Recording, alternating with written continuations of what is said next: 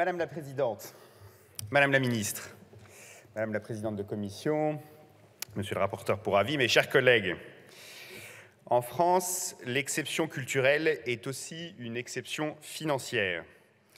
Nous savons tous dans cet hémicycle que la culture fait partie de notre identité et que les pouvoirs publics et les partenaires sociaux ont réalisé pendant la crise sanitaire un effort financier inédit, sans précédent, en sa faveur. De l'année blanche au bénéfice des intermittents, aux mesures sectorielles comme transversales du plan de relance, le soutien de l'État au secteur culturel a été sans précédent et sans égal. Grâce à cela, le secteur a réussi à traverser la crise sanitaire, non sans mal, je vous l'accorde, mais quel autre pays au monde a fourni un effort plus conséquent? En disant cela, je ne dis pas que tout va bien. Nous savons ici que des questions se posent. Mais si la fréquentation des établissements culturels reste encore souvent en deçà de son niveau de 2019, elle n'en est pas moins meilleure que ce qui était attendu au début de l'année, ce qui a permis de revoir à la hausse les taux de fréquentation. Si le sujet énergétique s'impose en haut de l'agenda culturel, les discussions sont engagées afin que les acteurs puissent y faire face et bénéficier d'un soutien à la mesure des enjeux. Si les sujets de l'égalité femmes-hommes et des violences sexistes et sexuelles doivent toujours faire l'objet d'une attention soutenue, d'importants progrès ont déjà été réalisés, notamment en matière de féminisation des nominations et des œuvres mises en avant. Et j'ai le sentiment que ce projet de loi que nous examinons répond aux questions nouvelles et anciennes qui sont aujourd'hui en suspens. S'agissant des crédits des 3 programmes 131, 224 et 361 dont l'examen m'a été confié, le bilan est favorable. Le montant cumulé des crédits proposés s'établit à un peu plus de 2,6 milliards d'euros en autorisations d'engagement et en crédits de paiement, en croissance de plus de 7% par rapport à 2022.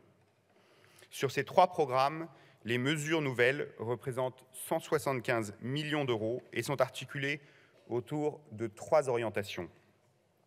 Le programme Création accompagne l'installation du nouvel établissement public du mobilier national, affermit le soutien à l'emploi artistique et aux artistes-auteurs, relève les dotations des opérateurs pour tenir en compte de l'inflation et engage une nouvelle étape du programme Monde Nouveau d'appui à la création contemporaine.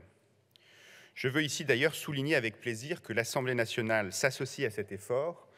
Vous aurez tous vu que notre présidente, Madame Yaël Braun-Pivet, a inauguré le 4 octobre dernier dans la cour d'honneur du Palais Bourbon une sculpture d'art contemporain de l'artiste plasticienne Prune Nourri.